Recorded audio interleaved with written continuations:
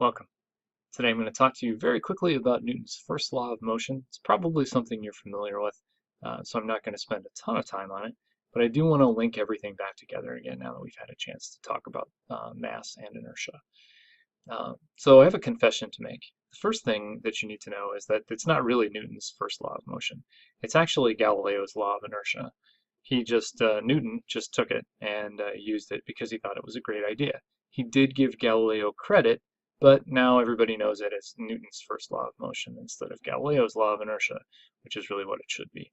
So, although he did actually say where he got it from, it's kind of mean that he took credit for it, and everybody remembers him for it and not Galileo. Uh, anyway, it is what it is. It's a good idea no matter what happens. So the idea is this, that there is this thing called inertia, and we've talked about it now for a couple weeks. And I like to call it the enemy of change, right? That's a great way to think about it. It's something that's resisting any kind of change in motion, right? So this is what I want you to think about it. So Newton's first law of motion, sort of the way he talked about it, was this. An object resists a change in its motion unless acted upon by an outside force. That means if it's stopped, it stays stopped.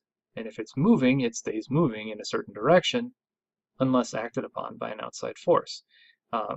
Right now, the Voyager space probe is flying its way out past the boundaries of the solar system on the same trajectory it had years and years ago as it left the solar system. Why? Because there's really not very few forces out there that are affecting it, and so it's just going to keep flying forever until it gets close enough to another star or a planet or anything else. Why? Because it has inertia. It has mass, and that mass resists a change in its motion.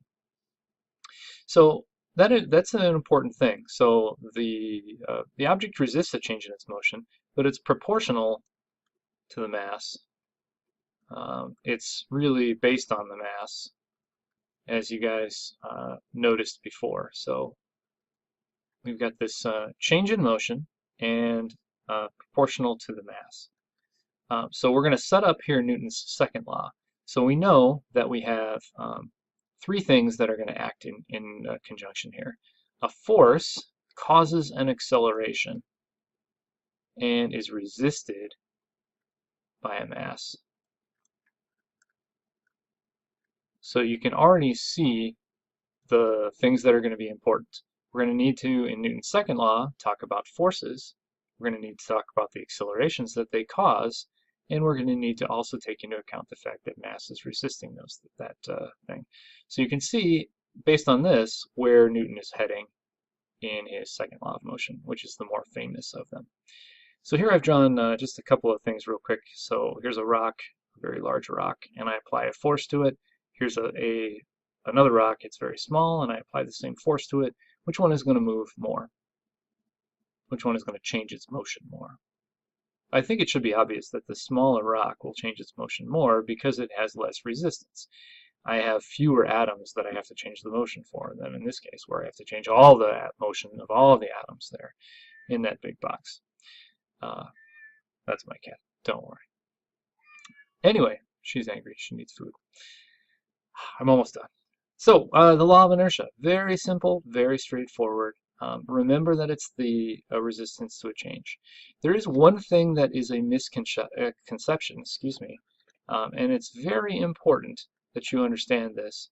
And the misconception is this, that inertia is in no way a force, is not in any way a force.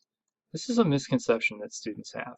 They ask me things like, well, why do things stop? Well, they stop because of friction. Friction is a force. Why do they keep moving? Well, they keep moving because there's no unbalanced forces. There's no net forces that are acting on them to change their motion. Inertia is not a force that keeps them moving. It's just the fact that they will keep moving at the same speed in the same direction until a force is there applied to them to be able to change that motion. And so inertia is not a force. It's just a property of matter. It's the property of mass. And so you sort of have to set your mind to that. Hopefully that makes sense. So we're going to talk a little bit more about that. But the main thing is that Newton's first law then set up Newton's second law, where he tries to come up with a mathematical relationship between force and mass and acceleration, which you're going to see in the next video. Thanks for watching.